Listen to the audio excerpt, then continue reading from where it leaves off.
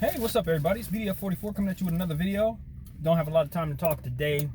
Started my break about 5 minutes ago, so that gives me about effectively 10 minutes before I got to go back in there.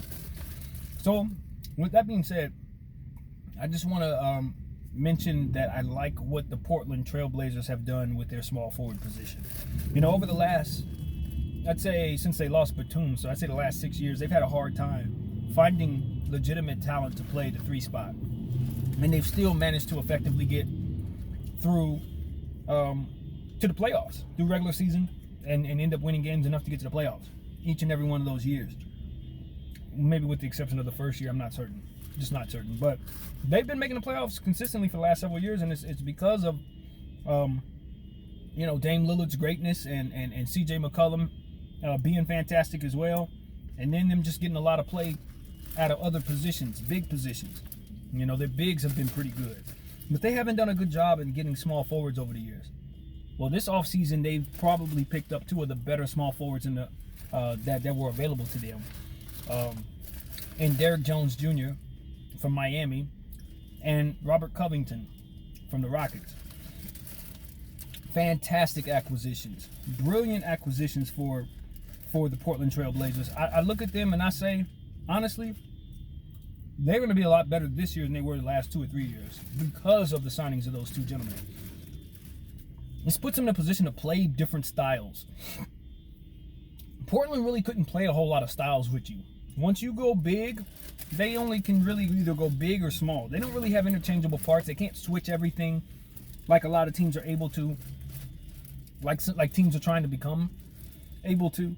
And with the acquisition of those 2 players, I think they've changed that entirely.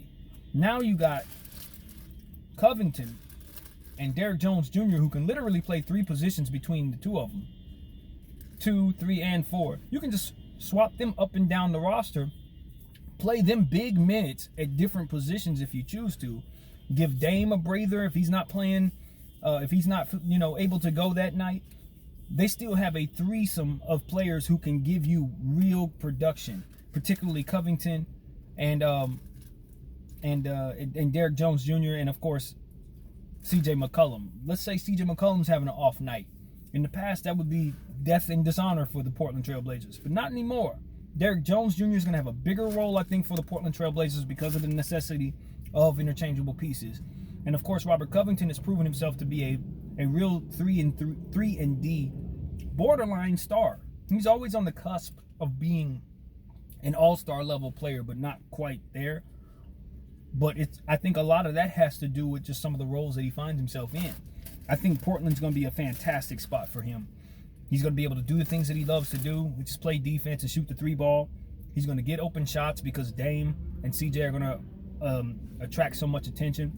This is a really good couple of signings for them. So I just want to come here and say that they really needed to get some small forwards, and they finally, after all these years, have done so. So, moving on.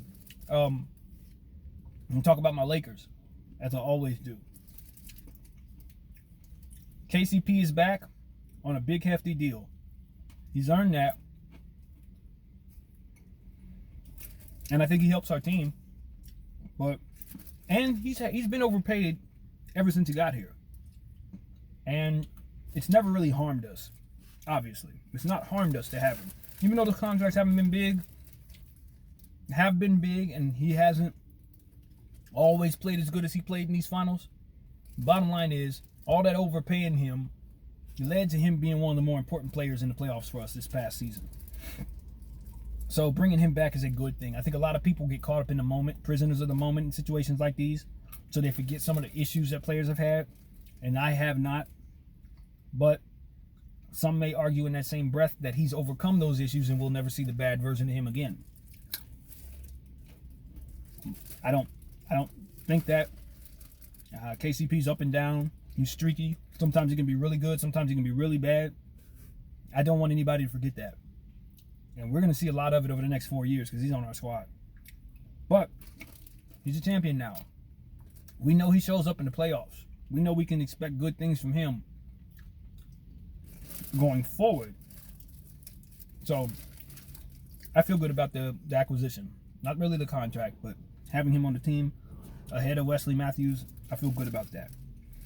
And here we're still trying to get Marc Gasol. For those who've been paying attention, Ibaka chose to go to the Clippers. Decent spot for him, given that we got Trez. The Clippers really need bigs. So that's a good big. He's going to fit on their team and look good with him on it. They still got work to do on their end, but that was an acquisition that saved their offseason. They also re-signed Marcus Morris to a massive, insanely massive deal for his standards, in my opinion. But, you know, that's just kind of how that goes. When you lose players, you have money in the free agent market. People ain't really checking for the Clippers because of how they fizzled out in the playoffs. They're going to have to prove that they can put together a cohesive unit that likes being around one another. And that's not a culture many people want to join. Rondo decided to go to the Hawks. A bunch of people went to the Hawks. It seems like a lot of teams on the Eastern Conference really loaded up. Charlotte Hornets, obviously, as I've already mentioned, gave Gordon Hayward the worst contract of the year. There's no way that contract looks good even now. So when it doesn't pan out to be any good, we'll know that it was bad. And we'll remember that we said it was bad the day it was signed. It's a bad contract today, people. So it's going to definitely be a bad contract 2-3 years from now. Some stuff is just like, you don't have to do that, you know? I keep saying this about GMs. You don't have to give away your money. You can do things without overpaying people. Like, I don't know. I like Mitch Kupchak. I've sung his praises in my recent videos, but that was a bad signing, and it's going to hurt them. Those are the type of moves that guys like Melo look at and say, oh, you did that? So this is what you're going to stick me with Gordon Hayward and think that's supposed to make us a contender? As soon as Melo gets a chance to get out of Charlotte, I would encourage him to do so. I don't care if he turns that team around. I don't care if he's the best thing to happen to them in 30 years. He needs to get out of there. Because when you're on the cusp of doing good things, you had a good draft, everybody's singing your praises about how great you did, and the first thing you do is give away a bad contract to a player that's been injured for the last 2 years. Nah. That's mismanagement. That's taking 3 steps forward and then 4 steps backwards, basically. That's exactly how I look at the Charlotte Hornets. Very disappointing. Very bad decision. Got 2 minutes. What else do I want to say? Markieff Morris wants to go to the Clippers to play with his brother. Have at it, brother. You gave us a championship. That team sucks over there right now. They need a roster. They need help with their roster really badly. Much more help than we do. We have players that can fill your position. Even though I would love to have you back. I want to have you back. But I understand. Your brother's stuck there. You kind of want to go see if you can get a contract out of them too. Maybe they overpay for you as well. You're not going to get the money your brother got, but you definitely get a chance to play with your brother again. And like I said, he's in a bad spot, so it would really be nice if you helped him out. Just from a family-to-family standpoint, if I sign an overinflated deal with a team that just fizzled out, and my brother's down the hall, just won the championship, I would tell my brother, please come help us. Please. And I would expect him to do it. So that's the one situation where I'd say if a Laker becomes a Clipper, I'm staying out of it. I'm not going to trip if Markieff Morris signs with the Clippers. I swear I'm not. It's just not. It's not the same thing as Rondo, because that's a family move, and his brother just signed up to sit in the toilet. So he should definitely go help him out. I really believe that. Truly, Clippers are a freaking toilet. Once again. Yeah. So there's that, and yeah, I guess I'm ready to get back to work. Thanks, you guys. Thanks for watching. BDF.